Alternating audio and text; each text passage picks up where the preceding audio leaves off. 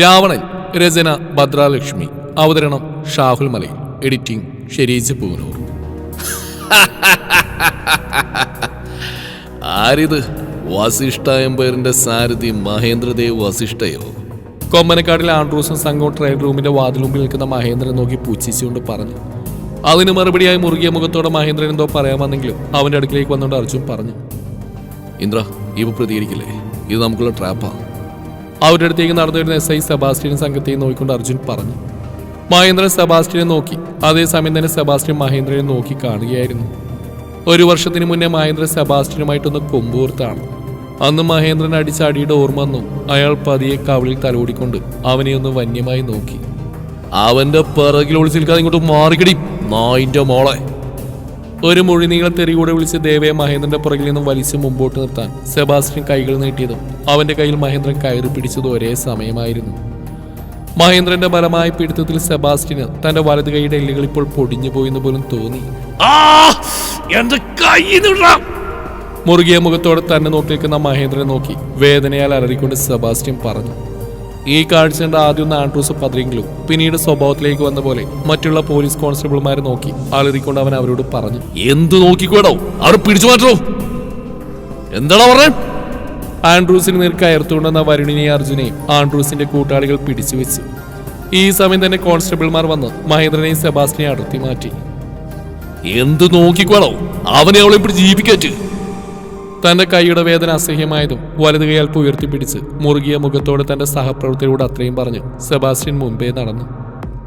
ഇതിവിടെ തീർന്നു എന്ന് കരുതേണ്ട മഹേന്ദ്ര, ഇത് നിനക്കുള്ള എൻ്റെ ആദ്യത്തെ സമ്മാനമാണ്. അധികം വൈകാത്തതിന് നിന്റെ പതനം അത് ഞാൻ കാണുന്നതായിരിക്കും. മുറുകിയ മുഖത്തോടെ ആൻഡ്രൂസ് മഹേന്ദ്രനെ നോക്കിക്കൊണ്ട് പറഞ്ഞു. അതിന് മഹേന്ദ്രൻ ആൻഡ്രൂസിനെ നോക്കി പൂച്ഛിച്ചുകൊണ്ട് പറഞ്ഞു. നീ ഇപ്പൊ കളിച്ച തറക്കളിയുണ്ടല്ലോ, ഇതിന് ഞാൻ മറുപടി തിരിച്ചു നൽകിയില്ലെങ്കിൽ എന്റെ പേര് മഹേന്ദ്ര വസിഷ്ഠ എന്നല്ലടാ. അത്രയും പറഞ്ഞ് ആൻഡ്രൂസിന്റെ മുറുകിയ മുഖത്തോട് നോക്കി മഹേന്ദ്രൻ മുമ്പേ നടന്നു. അവന്റെ പിറകെയായി തലതാഴ്ത്തിക്കൊണ്ട് ദേവി. പോകുന്നതിനിടയിൽ മഹേന്ദ്ര അർജുനെ കൊണ്ട് പറഞ്ഞു. അർജുൻ, ആരെങ്കിലും വീഡിയോ എടുത്തിട്ടുണ്ടെങ്കിൽ ഒറ്റ ക്ലിപ്പ് പോലും പുറത്തേക്ക് വരുത്, മനസ്സിലായല്ലോ? ആ യെസ്റ്റാ. പിന്നെ നിങ്ങൾ അവിടെ എത്തുമ്പോഴേക്കും നമ്മുടെ വക്കീൽ പോലീസ് സ്റ്റേഷനിൽ എത്തിയിരിക്കും. അത്രയും പറഞ്ഞ് അർജുൻ ആ ഷോപ്പിലെ മാനേജറെ കാണാൻ വേണ്ടി ഓടി. ഈ സമയം ജീപ്പിൽ കയറിയുന്ന ദേവ വെറുതെ ഒന്ന് പുറത്തേക്ക് നോക്കിയപ്പോൾ കണ്ടു തങ്ങളെ തന്നെ നോക്കി വന്യമായി പുഞ്ചിരിച്ച് നിൽക്കുന്ന ജിത്തുവിനെ. ജിത്തു തന്നെ കണ്ടു എന്ന് കണ്ടതും ദേവയാകെ വല്ലാത്തൊരു മാനസികാവസ്ഥയിലായി. ഇനി എന്താവും തന്റെ ജീവിതം എന്നോർത്ത് അവൾ ആ നിമിഷം തന്നെ വല്ലാതെ തളർന്നു പോയിരുന്നു. പോലീസ് സ്റ്റേഷനിൽ എത്തിയതും മഹേന്ദ്രനെയും ദേവയും അവിടെയുള്ള ഇരിപ്പിടത്തിലേക്ക് ബലമായി ഇരുത്തിക്കൊണ്ട് സെബാസ്റ്റ്യൻ അകത്തേക്ക് കയറിപ്പോയി. അല്പസമയം കഴിഞ്ഞതും മഹേന്ദ്രന്റെ വക്കീൽ സെബാസ്റ്റ്യൻ എസ്ഐയെ കാണാൻ അയാളുടെ മുറിയിലേക്ക് കയറി ചെന്നു. വക്കീലകത്തേക്ക് കയറുമ്പോഴത്തേക്കും കമ്മീഷൻ ഓഫീസിൽ നിന്നും മഹേന്ദ്രനെയും കൂടെ വന്ന കുട്ടിയും വിടാനുള്ള നിർദ്ദേശം അയാൾക്ക് വന്നു. അയാൾ മറ്റൊരു വഴിയുമില്ലാതെ രണ്ടുപേരെയും വിടാൻ തന്നെ തീരുമാനിച്ചു. സെബാസ്റ്റ്യൻ അല്പം ദേഷ്യത്തോടെ എന്തോ പറയാൻ ഒരുങ്ങുമ്പോഴാണ് അയാളുടെ മൊബൈൽ റിങ് ചെയ്ത്. മറുതലക്കിൽ നിന്നുള്ള കാര്യം കേട്ടതും അയാളുടെ കണ്ണുകളും തിളങ്ങി. മൊബൈൽ കട്ട് ചെയ്ത് അയാൾ പുഞ്ചിരിച്ചുകൊണ്ട് വക്കീലിനെ നോക്കിക്കൊണ്ട് പറഞ്ഞു. എടോ വക്കീലേ, മഹേന്ദ്ര സാറിന് താൻ കൊണ്ടുപോയിക്കോ, പക്ഷേ ഈ പെണ്ണിനങ്ങനെ വിട്ടുതരാൻ പറ്റില്ല. മഹേന്ദ്രനെ പൂജിച്ചുകൊണ്ട് സെബാസ്റ്റ്യൻ എസ്ഐ വക്കീലിനെ നോക്കിക്കൊണ്ട് പറഞ്ഞു. സെബാസ്റ്റ്യൻ അങ്ങനെ പറഞ്ഞു. ദേവയുടെ കണ്ണുകൾ നിറഞ്ഞു വന്നു. അവൾ ഭയത്താൽ മഹേന്ദ്രനെ നോക്കി നിന്നു. ഈ സമയം മഹേന്ദ്രൻ ദേവയെ നോക്കിക്കൊണ്ട് സെബാസ്റ്റ്യനോട് ചോദിച്ചു. അതെന്താ അങ്ങനെ? മഹേന്ദ്രന്റെ കണ്ണുകളൊന്ന് കുറുകി. മഹേന്ദ്രൻ സാറുള്ള ഉത്തരം ഞാൻ തന്നാ മതിയോ? കൈകൾ പിണച്ചു കെട്ടിക്കൊണ്ട് ഒരു നിഷ്കളങ്ങനെ പോലെ അകത്തേക്കായിരുന്ന ജിത്തുവിനെ കണ്ടതും മഹേന്ദ്രനും ദേവ ഇടിവെട്ടേറ്റ പോലെ നിന്നുപോയി. സെബാസ്റ്റ്യൻ ജിതേന്ദ്രനൊന്ന് ഇരുത്തി നോക്കിക്കൊണ്ട് അവനോട് ചോദിച്ചു. താനാരെവിടെ? മനസ്സിലായില്ല. അല്ല സാറേ, ഒരു 5 മിനിറ്റ് മുമ്പേ MLA ഗണേശ് സാറ് വിളിച്ചിരുന്നില്ലേ? ജിത്തു അയാളെ നോക്കി കണ്ണിറുക്കിയോണ്ട് ചോദിച്ചു. ഓ, മനസ്സിലായി. ഗണേശൻ സാറ് പറഞ്ഞ ആളല്ലേ? ഇരിക്ക്. താനെ പെട്ടെന്ന് കണ്ടപ്പോൾ എനിക്ക് മനസ്സിലായില്ല. ആട്ടെ, താനീ പെൺകുട്ടിയുടെ ആരാ? ഇവള് ഞാൻ വിവാഹം കഴിക്കാൻ പോകുന്ന പെൺകുട്ടിയാ. ജിത്തു അല്പം വിഷമത്തോടെ മുഖം താഴ്ത്തിക്കൊണ്ട് പറഞ്ഞു. സെബാസ്റ്റ്യൻ ആദ്യം ഒന്ന് ഞെട്ടി. പിന്നീട് അറപ്പോടെ ദേവയെ നോക്കി. ഇതുപോലത്തെ നല്ലൊരു ചെറുപ്പക്കാരനെ തേച്ചിട്ടാണോടേ നീ പണിക്കിറങ്ങിയത്? സെബാസ്റ്റ്യന്റെ ചിരി കൊണ്ടുള്ള ചോദ്യത്തിൽ ദേവ പേടിച്ച് 2 അടി പുറകോട്ടേക്ക് മാറിയെന്ന് പോയി. അപ്പോഴേക്ക് അവിടെ കണ്ണുകൾ നിറഞ്ഞൊഴുകുന്നുണ്ടായിരുന്നു. ഇത് കണ്ട മഹേന്ദ്രൻ സെബാസ്റ്റ്യനെ നോക്കിക്കൊണ്ട് പറഞ്ഞു.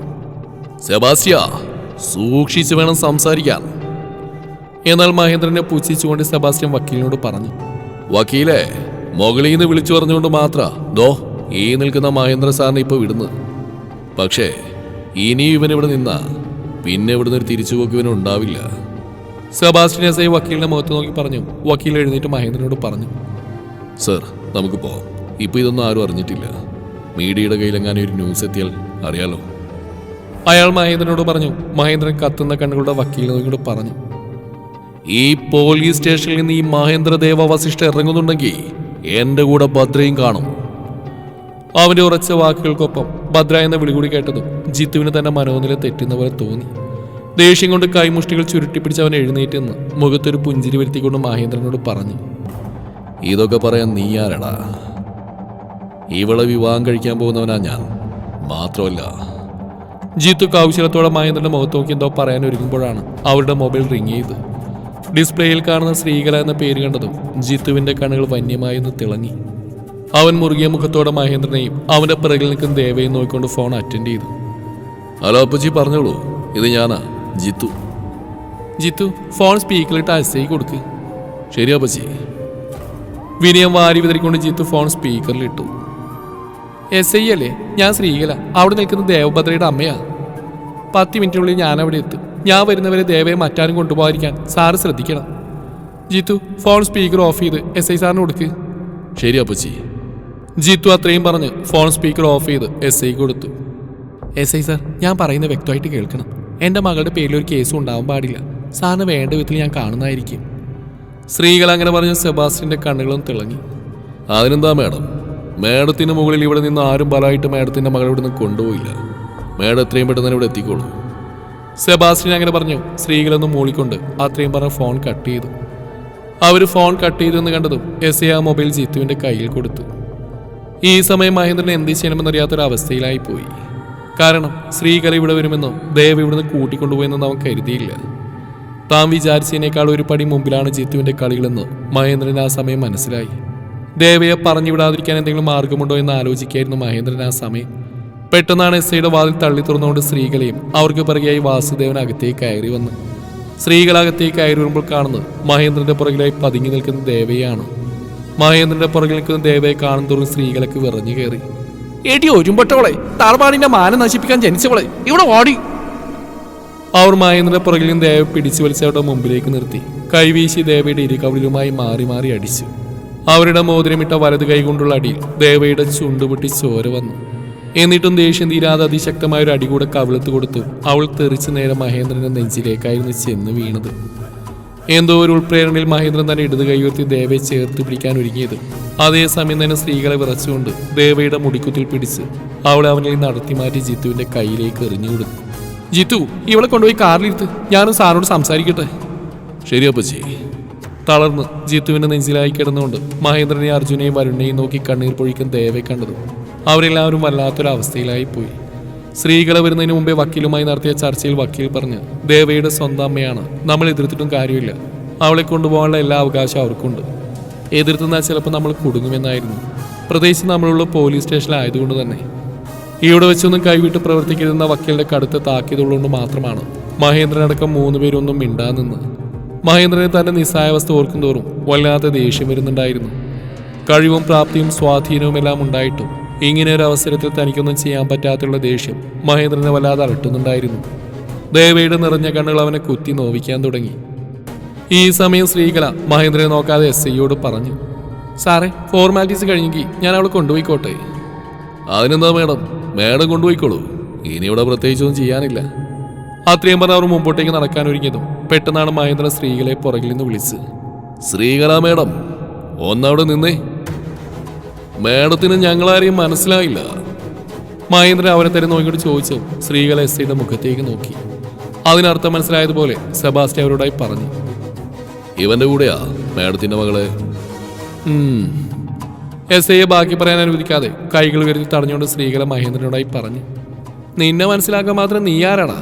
ഇനി അഥവാ നീ ആരാണെങ്കിലും ഈ സ്ത്രീകളൊക്കെ നീ ഒരു ചുക്കുമല്ല. എന്നെ എൻ്റെ മകളിൽ നിന്ന് അകറ്റി സ്വന്താക്കെന്നുള്ള വല്ല ചിന്തയോ മോഹം ഉണ്ടെങ്കിൽ അങ്ങ് കളഞ്ഞേര്. നിനക്ക് ശരിക്കും അറിയില്ലേ സ്ത്രീകളെ?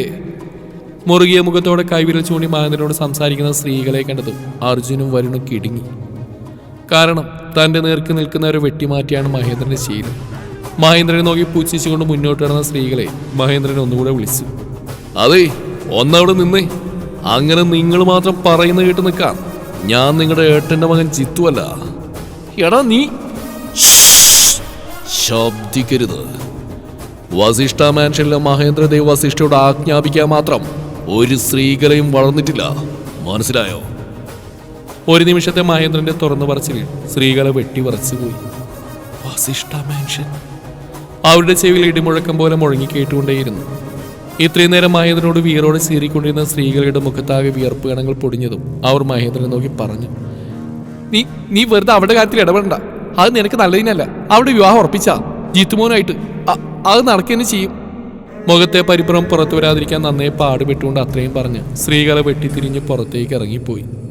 അപ്പോഴും മഹേന്ദ്രനെ നോക്കി വിജയശ്ശേരിയോട് നിൽക്കുന്ന സെബാസ്റ്റ്യന്റെ അടുക്കിലേക്ക് ചെന്ന് ടേബിൾ കൈകൾ കുത്തിക്കൊണ്ട് അയാളുടെ മുഖത്തേക്ക് തന്നെ മുഖടുപ്പിച്ചുകൊണ്ട് മഹേന്ദ്രൻ പറഞ്ഞു, ഒരിക്കൽ കൂടി നമ്മൾ പരസ്പരം കാണേണ്ടി വരും. അടുത്ത് തന്നെ. ആ ഒരു ദിവസത്തിന് വേണ്ടി വെയിറ്റ് ചെയ്യൂ സെബാസ്റ്റ്യൻ സാറേ. അയാളെ ഒന്ന് ഇരുത്തി നോക്കിക്കൊണ്ട് മഹേന്ദ്രന്റെ അനുജന്മാരും പുറത്തേക്ക് ഇറങ്ങിയെന്ന് കണ്ടു. കാറിന്റെ ഡോർ വലിച്ചു തുറന്ന് അകത്തേക്കായിരുന്ന സ്ത്രീകളെ. ഈ സമയം നിറഞ്ഞ കണ്ണുകളോടെ കാറിൽ നിന്നുകൊണ്ട് ഒരു വാടിയ പുഞ്ചിരി ദേവ മഹേന്ദ്രന് നൽകി. നിറഞ്ഞ കണ്ണുകളോടെ അവൾ മഹേന്ദ്രനെ നോക്കുമ്പോൾ തന്നെ ആ കാറ് മുമ്പോട്ടേക്ക് പോയിരുന്നു. അർജുൻ, വണ്ടിയെടുക്ക്. ആ സമയത്ത് മഹേന്ദ്രന്റെ മുഖത്തെ ഭാവം എന്താണെന്ന് അർജുന് പോലും മനസ്സിലായില്ല. പക്ഷെ അത് കൊടുങ്കാറ്റിന് മുമ്പേയുള്ള ശാന്തതയാണെന്ന് മാത്രം അവൻ അറിയാമായിരുന്നു. അണിമംഗലം തറവാട് മുമ്പിൽ സ്ത്രീകളുടെ കാർ ഒരു ഇരുമ്പലോടെ വന്നു നിന്നു. കാറിൽ നിന്നിറങ്ങിയ സ്ത്രീകള മറു സൈഡിലേക്ക് നടന്നു നിന്ന് ഡോറ് വലിച്ചൂറും ദേവിയുടെ മുടിൽ മുറുകെ പിടിച്ച് അവള് പുറത്തേക്ക് വലിച്ചിറക്കി. തലമുടി തലയിൽ നിന്ന് പറഞ്ഞു പോയി തോന്നിപ്പോയി ദേവക്ക്. കാരണം അത്രയും ശക്തിയിലായിരുന്നു സ്ത്രീകൾ അവരുടെ മുടിയിൽ കുത്തിപ്പിടിച്ചത്. അസത്തെ, കുടുംബത്തിന്റെ മാനം കളഞ്ഞവളെ, നിന്നെ അനിന്ന് കൊല്ലുടി. അലറിക്കൊണ്ട് സ്ത്രീകല അവരുടെ വലതു കൈയിൽ മുറുകെ പിടിച്ച് വലിച്ച് തറവാടിന്റെ അകത്തളത്തിലേക്ക് കയറ്റി. അകത്തു നിന്ന് ശബ്ദം കേട്ട് മാധവനടക്കം എല്ലാവരും പുറത്തേക്ക് വന്നു. ചേച്ചി, നീ എന്താണ് ചെയ്യുന്നത്? വീടവളെ. മാധവൻ വന്ന് ദേവയെ സ്ത്രീകളിൽ നടത്തി മാറ്റാൻ ശ്രമിച്ചു. മാറി നിൽക്കും മാധവ, നീ ഒരൊറ്റ ആൾ കാരണം ഇവിടെ ഞാൻ കോളേജിൽ പോയി പഠിപ്പിക്കാൻ സമ്മതിച്ച്. എന്നിട്ട് അവിടെ ചെന്ന് ഏതൊരുത്തന്റെ കൂടെ അഴിഞ്ഞാടുകയായിരുന്നു ഈ അസത്ത്. മതി ഇവിടെ ഒരു പഠിപ്പ്, നിർത്തിക്കോളല്ല. അടുത്ത ഞായറാഴ്ച ഇവിടുത്തെ കുടുംബക്ഷേത്രത്തിൽ വെച്ച് ഇവിടെയും ജിത്തുമോന്റെയും വിവാഹം ഞാൻ നടത്തും. അത് നീ മാത്രം അങ്ങ് തീരുമാനിച്ചാൽ മതിയോ സ്ത്രീകളെ? ഏതവന്റെ കൂടെ അഴിഞ്ഞാടി നടന്നവിടെയെല്ലാം എന്റെ മകന്റെ തലയിൽ കെട്ടിവെക്കുമ്പോൾ ഞങ്ങൾക്കും ചില തീരുമാനങ്ങൾ അങ്ങോട്ട് പറയാനുണ്ട്. അതിനെല്ലാം സമ്മതാണെങ്കിൽ മാത്രമേ എന്റെ ജിത്തുമോൻ നിന്റെ മകളെ വിവാഹം ചെയ്യുള്ളൂ. ജിത്തുവിന്റെ അമ്മയും വാസുദേവന്റെ ഭാര്യയുമായ ഓമന അടുക്കളയിൽ നിന്ന് കൈകൾ തുടച്ചുകൊണ്ട് പുറത്തേക്ക് വന്ന് വീറോടെ സ്ത്രീകളയോട് പറഞ്ഞു. ഓമനയുടെ സംസാരം കേട്ടെന്ന് ജിത്തുവിന്റെ കണ്ണുകളും തിളങ്ങി. അവന്റെ ചുടിയിൽ വിജയത്തിന്റെ ഒരു പുഞ്ചിരി വിടർന്നിരുന്നു. അവൻ പതിയെ ഇടങ്ങണ്ണാലെ വാസുദേവനെ നോക്കിയതും അയാൾ ആരും കാണാതെ ജിത്തുവിനെ നോക്കി കണ്ണുകൾ ചിമ്മി പുഞ്ചിരിച്ചു. സത്യത്തിൽ ഓമനയുടെ സംസാരം സ്ത്രീകൾക്ക് തീരെ ഇഷ്ടപ്പെടുന്നില്ലായിരുന്നു. പക്ഷെ എല്ലാം ഈ നശിച്ചവൾ കാരണമാണല്ലോ താൻ ഇത് കേൾക്കേണ്ടി വരുന്നതെന്ന് ഓർക്കും തോറും സ്ത്രീകൾക്കാകെ വിറഞ്ഞു കയറി. ഏടത്തി എന്താ ഉദ്ദേശിച്ച്? അത് വ്യക്തമായിട്ട് പറഞ്ഞാൽ കാര്യങ്ങൾ മുമ്പേട്ടേക്ക് പോകുന്ന എളുപ്പമായിരിക്കും. സ്ത്രീകൾ ഓമനയുടെ മുഖത്ത് നോക്കി അല്പം ഗൗരവത്തിൽ പറഞ്ഞു. അത് ഇത്ര പറയാനൊന്നുമില്ല. 100 പവനല്ലേ നീ നിന്റെ മകൾക്ക് കൊടുക്കാന്ന് പറഞ്ഞ്, അത് 200 പവനാക്കണം. പിന്നെ സ്വത്തുക്കൾ 50% നീ കൊടുക്കാന്ന് പറഞ്ഞ് 80% ആക്കണം. ബാക്കിയുള്ള 20% നിന്റെ കാലശേഷം അവൾക്ക് എഴുതി വെച്ചാൽ മതി. ആർക്കറിയാം കൊച്ചിയിൽ പോയി കണ്ടവരെ കുഞ്ഞിനെയും വയറ്റിലിട്ട ഇവിടേക്ക് വന്നേന്ന്. ഓമനയുടെ വാക്കുകൾ കേട്ടതും ദേവ കണ്ണുകളടച്ച് മരവിച്ച അവസ്ഥയിലായി പോയി. തുടരും ഈ കഥയുടെ ബാക്കി ഭാഗം നാളെ ഇതേ സമയം.